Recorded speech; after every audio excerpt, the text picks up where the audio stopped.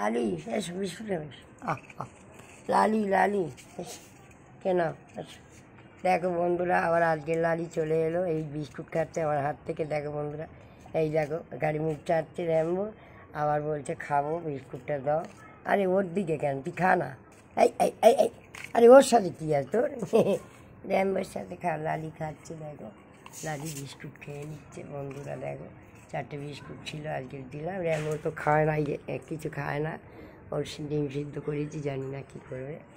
এখন আর কদিন হোটেল থেকে ওই লালিপপ রোল, চিকেন রোল কিনে দিয়েছিলাম, খেয়েছে। কারণ হচ্ছে আমাদের পুজো আছে, আমরা তো এইসব খাই না, নিরামিষ চলছে একদম।